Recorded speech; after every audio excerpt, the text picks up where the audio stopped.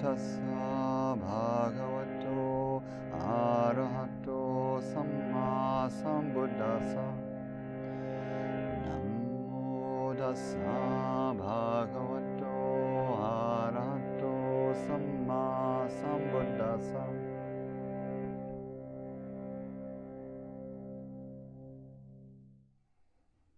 Coming into meditation,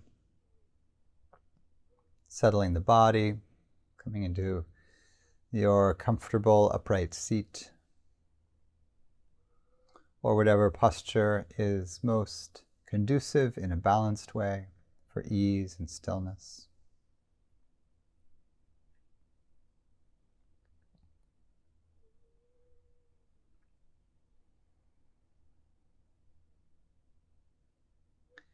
We'll practice a meditation that has some aspects of samatha or serenity practice, beginning with the anchor of body and breath, and then opening to intimacy with or inquiry into the changing phenomena, a kind of gentle vipassana. And beginning with grounding and stabilizing, feel the body in its posture. Adjust the posture as needed for comfort and ease.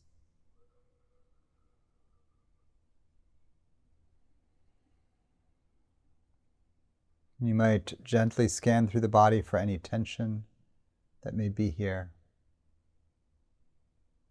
relaxing around the eyes and jaw, mouth, neck and shoulders, arms and hands.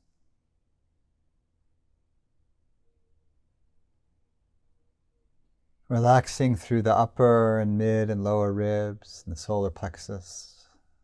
Relaxing through the belly, front and back. Relaxing down into the bowl of the hips and the legs, heavy and rooted on the earth. In whatever posture we're in, the lower half of the body rooting down, intimate with gravity. The upper half of the body rising, if you're in an upright posture, encouraging lightness, buoyancy, ease.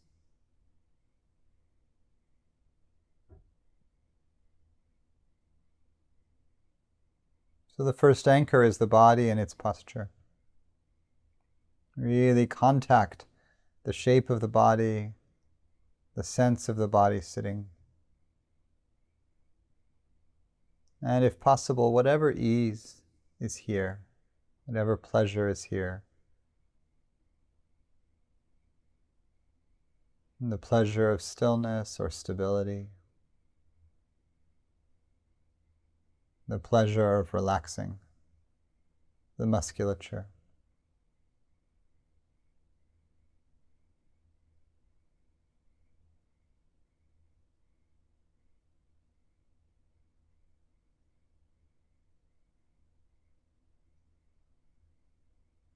Adding to this anchor the sense of the breath, filling and emptying the body. Pouring in through the nose, filling the belly and ribs. Pouring out through the nose, emptying the ribs and belly.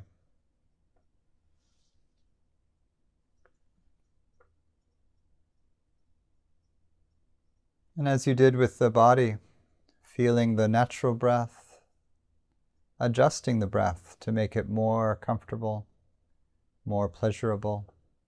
If there's any shortening or lengthening, speeding or slowing to do, that would feel more delicious doing that.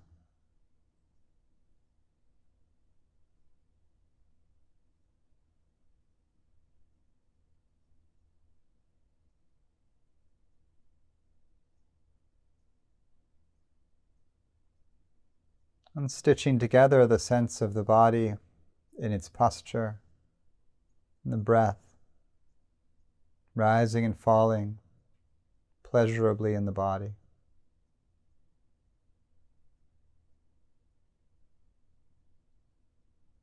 Let the breath energy be delicious, nourishing, relaxing, energizing. And you might spread that breath energy out into the limbs, to the arms and legs, hands and feet. From the root of the body at the perineum to the crown of the body at the top of the head. And out around the body as if you're radiating heat, which you are.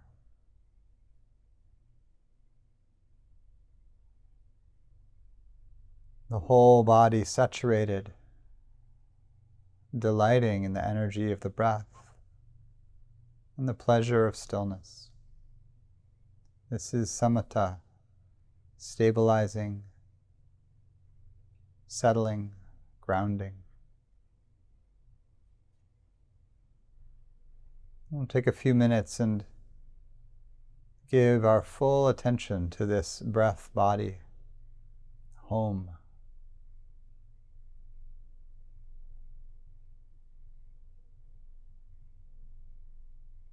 Stay as undistracted as you can. Come back right away if the mind tries to flicker away.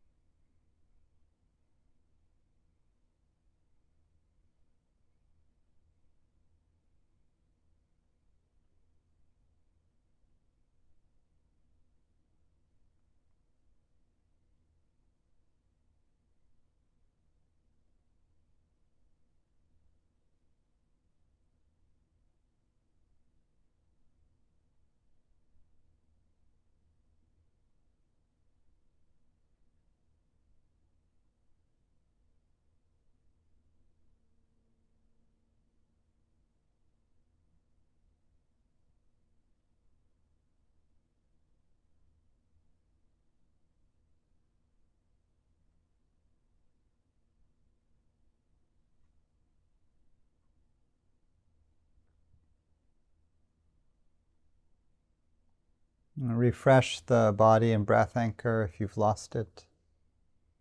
Feel the posture, feel the breath, feel the body and breath together.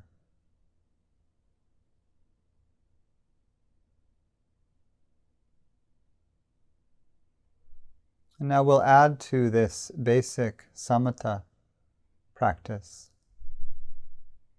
the inquiry practice of seeing clearly, called Vipassana, a simple form of the Mahasi style instructions.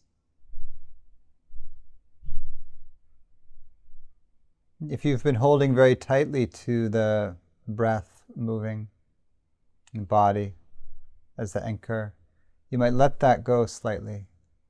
Stay with it, but let the attention be resting softly with the breathing body rather than clinging tightly to it. And you're not trying to prevent distraction, but understand the mind now. So resting with body and breath, then notice how attention is drawn to something, maybe to sounds or to a sensation in the body, or to a thought of something.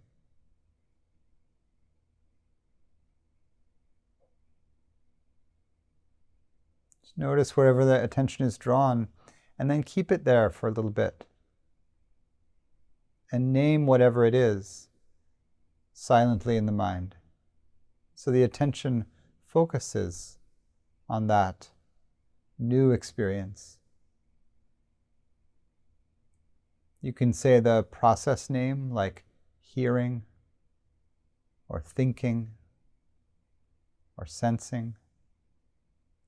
Or you could say the object, frogs, planning, or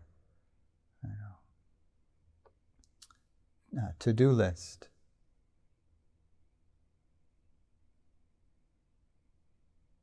I like just saying the process, thinking, planning. And when you stay with something, you really want to understand it, so observe it. Notice how the sound comes and goes. I can hear frogs and a fan going and some distant sounds in the house. Even the ones that are more steady keep changing. Notice the change.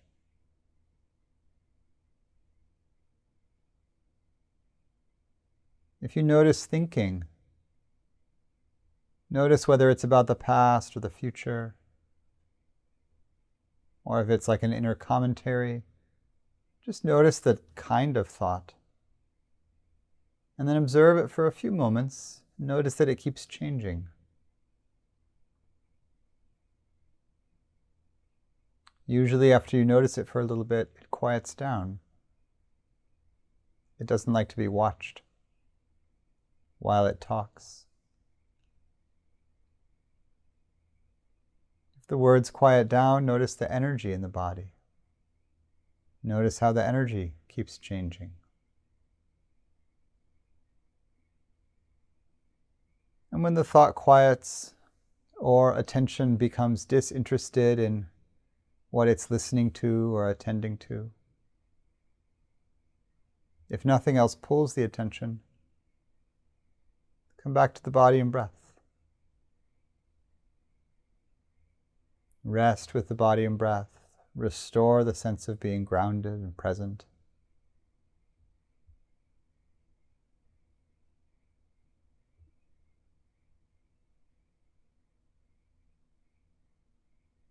And then again, with attention gently resting with the body and breath, notice where it's pulled. Sensation. If you notice sensation in the body, notice if it's pleasant or unpleasant. Notice any commentary about it. And then just get close to it. And you might name it buzzy, tingling, pulsing. You could say comfortable or uncomfortable. If there's pain, you might just say painful, painful. Or say what it is: burning, pinching, ache.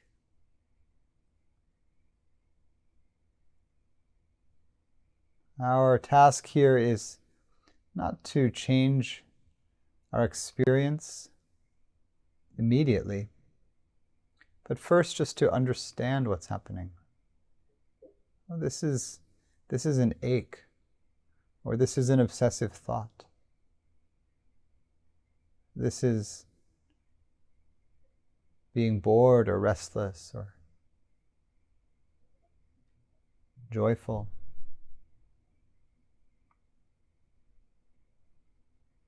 If what you find is pleasurable, note that.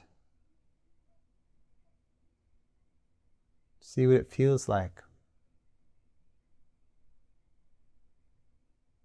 And then notice how it's changing, how the pleasantness of it is changing almost immediately.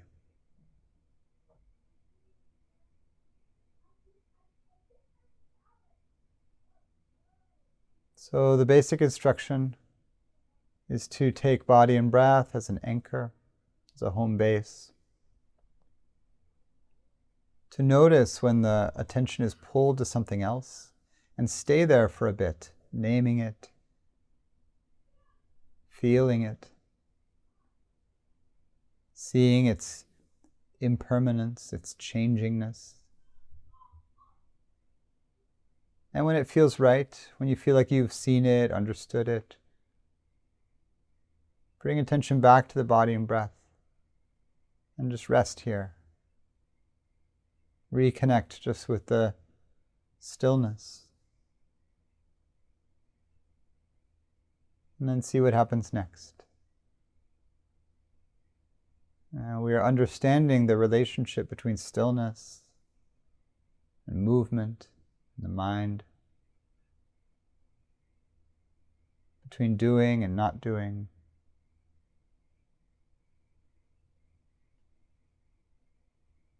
between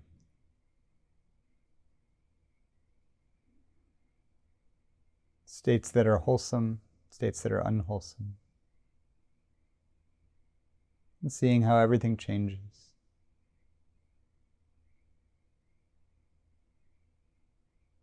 So we'll practice in silence in this way.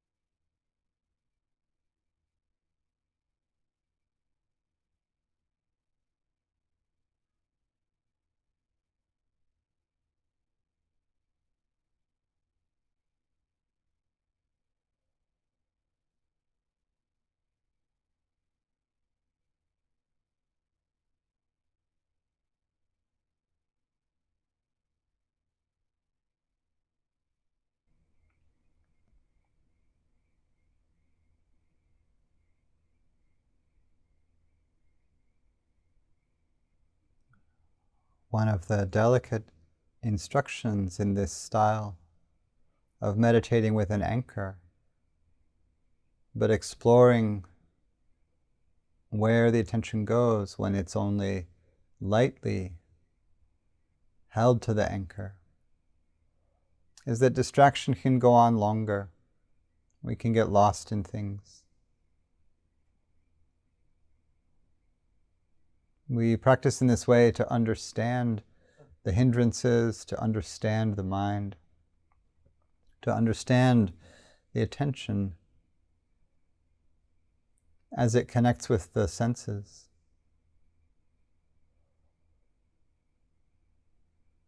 No, we still need to notice the tendency of the mind to lose itself, especially in story and image. So if you're practicing with this body and breath anchor, notice where the mind tends to go. Connect with it briefly to really understand, and then come back, reground, relax any tension that has arisen, and continue once again from center.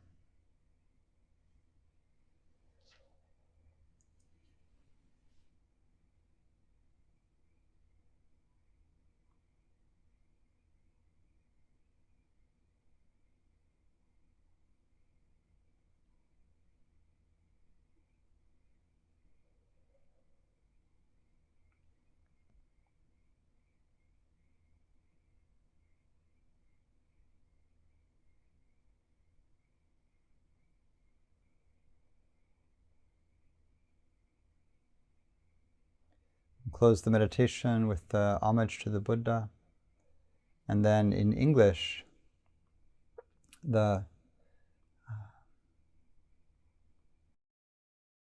salutation to the triple gem or the triple jewel, with the instructions for practice contained in it. We'll begin with the homage to the Buddha. Namo tassa bhagavato arahato sammāsambuddhasa 3 times. Namo tassa bhagavato arahato sammāsambuddhasa.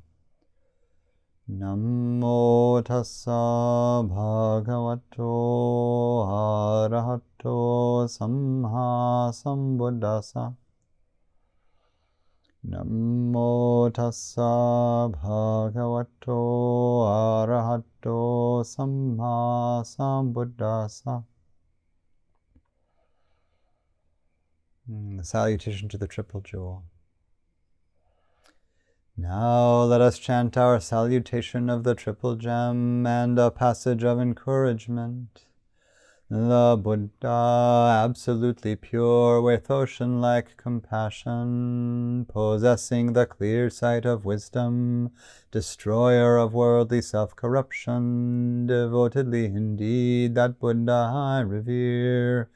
The teaching of the Lord like a lamp, illuminating the path and its fruit, the deathless, that which is beyond the conditioned world, devotedly indeed that Dhamma I revere. The Sangha, the most fertile ground for cultivation, those who have realized peace, awakened after the accomplished one, noble and wise, all longing abandoned, devotedly indeed that Sangha I revere.